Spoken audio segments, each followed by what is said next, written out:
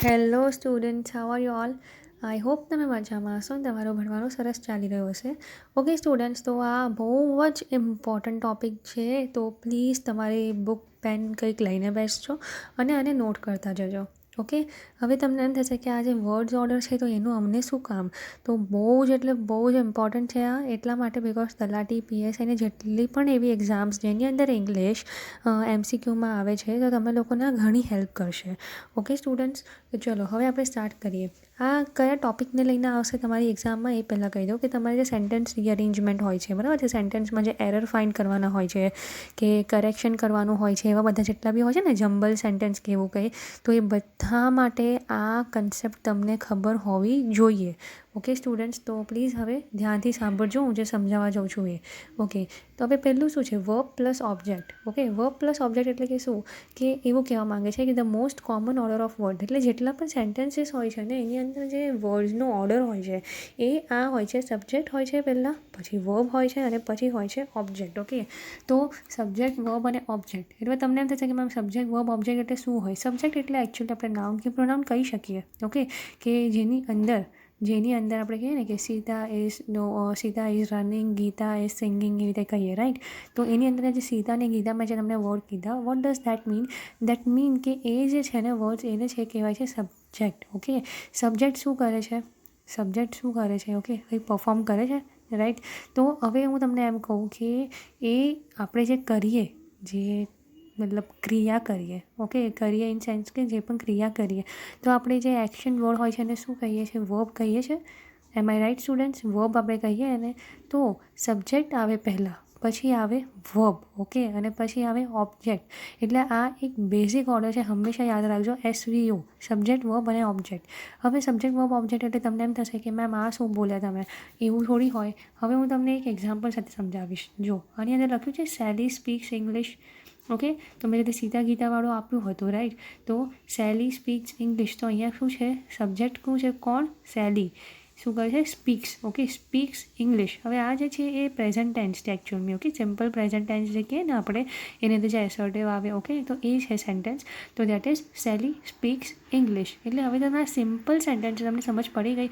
ચલો હવે હું તમને અહીંયા એ સમજાવું કે અગર આ ક્વેશ્ચન તમને એક્ઝામમાં પૂછાય અને એમાં આવે કે ઇંગ્લિશ સેલી સ્પીક્સ, બરાબર, અને તમને બતાવે કે રીઅરેન્જ ધી સેન્ટેન્સ. ઓકે, કે તમે રીઅરેન્જ કરો આ સેન્ટેન્સની અંદર જે વર્ડ્સ છે જમ્બલ થઈ ગયા છે, તો તમે રીઅરેન્જ કરો. તો તમે કેવી રીતે કરશો?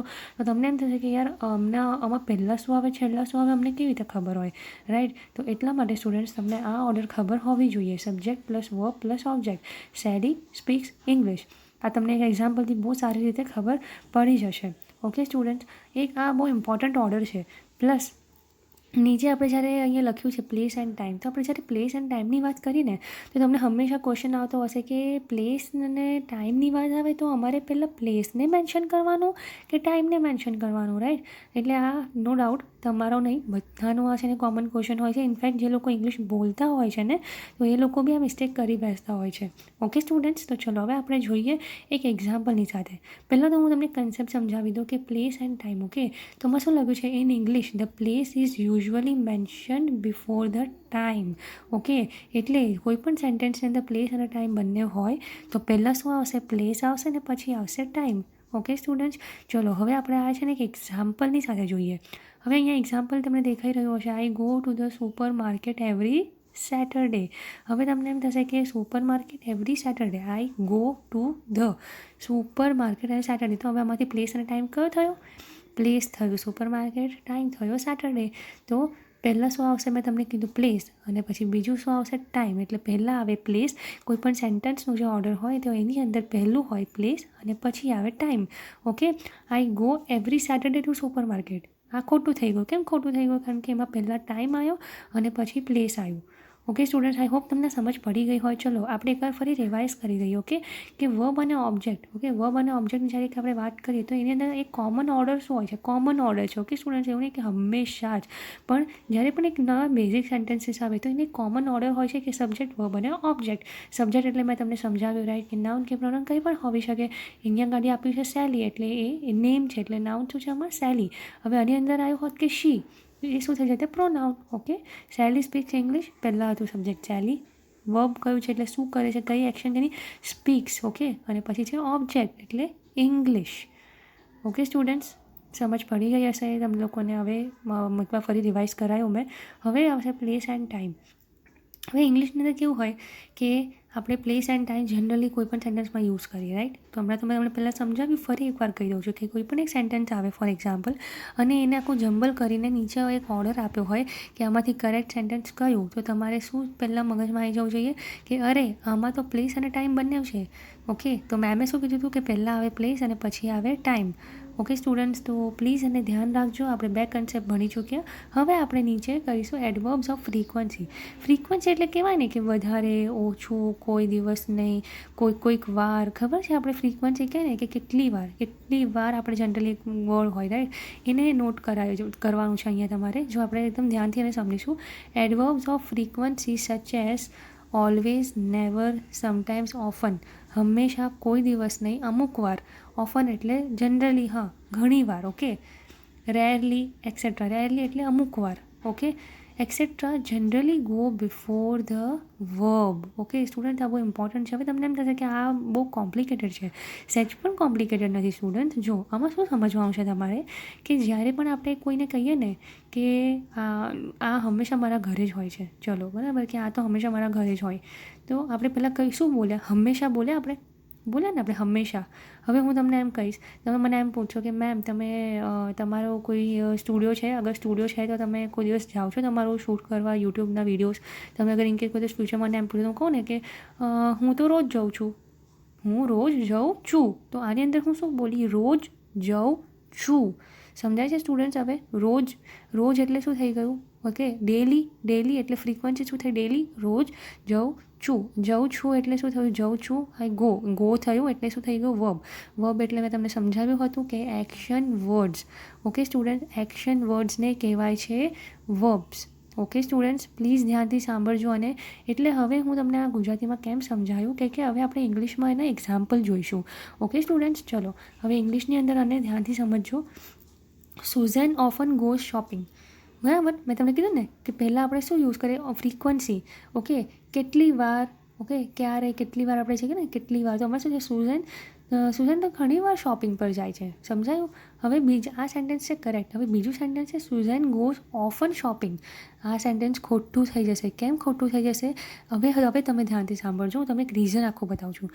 પહેલાં આપણે એડવર્બ્સ ઓફ ફ્રીક્વન્સી યુઝ કરીએ અને પછી આપણે યુઝ કરીએ છીએ વર્બ. ઓકે, તો અહીંયા પહેલાંમાં શું ગોઝ હતું, ગોઝ એ શું છે, વર્બ છે. ઓફન છે એ એડવર્બ્સ ઓફ ફ્રીક્વન્સી છે, બરાબર છે, ફ્રીક્વન્સીની વાત છે. તો પહેલાં આવે ફ્રીક્વન્સી એટલે આવ્યું ઓફન, અને પછી આવ્યું ગોઝ એટલે આવ્યું વર્બ. ઓકે, પહેલાં આવશે એડવર્બ્સનો આ ફ્રીક્વન્સી અને પછી આવશે વર્બ. એટલે અહીંયા પહેલાં હતું એડવર્બ અને અહીંયા સેન્ટેન્સમાં બીજું છે વર્બ. પણ નીચે જે સેન્ટેન્સ છે સુઝેન ગોઝ ઓફન શોપિંગ, તો એમાં પહેલું વર્બ આવી ગયું ને પછી એડવર્બ આવી ગયું, એડવર્બ ઓફ ફ્રીક્વન્સી. એટલે એ આ સેન્ટેન્સ ખોટું થઈ ગયું. ઓકે સ્ટુડન્ટ, હવે તમને એકવાર ફરી કહી દઉં છું કે ખોટું સેન્ટેન્સ ક્યારે થશે, જ્યારે પહેલાં ટાઈમ આવશે ને પછી પ્લેસ આવશે. અને ફ્રીક્વન્સીવાળામાં પહેલાં જ્યારે વર્બ આવશે ને પછી ફ્રીક્વન્સી આવશે. ઓકે, એટલે એ સેન્ટેન્સ ખોટું. એટલે અગર તમને કોઈ પણ સેન્ટેન્સીસ સ્ટુડન્ટ્સ પૂછવામાં આવે એની અંદર ફ્રીક્વન્સીનું હોય કે ઓલવેઝ, નેવર, સમટાઈમ્સ એવા બધા વર્ડ યુઝ કર્યા હોય તો પ્લીઝ ધ્યાન રાખજો કે એ પહેલાં આવશે અને પછી આવશે વર્બ. જે ક્રિયા છે એ પછી આવશે અને એની પહેલાં આવશે આ ફ્રીક્વન્સીનું adverb. Okay students, I hope તમને સમજ પડી ગઈ હોય. ઇન કેસ આ જે છે એની અંદર તમને કંઈ ના ખ્યાલ આવ્યો હોય, ઓકે, અને તમને કોઈ ક્વેશ્ચન હોય તો તમે કમેન્ટ બોક્સમાં લખી શકો છો. આપણે હજુ એનું એક સરસ સોલ્યુશન લઈને આવીશું અને હું તમને પૂરેપૂરું સરસ રીતે સમજાવવાનો મારો પ્રયત્ન કરીશ. ઓકે, હવે નીચે એક નોટ કરવાની છે એક વસ્તુ, એ તમે ધ્યાનથી સાંભળજો કે however with the verb to be they go after the verb.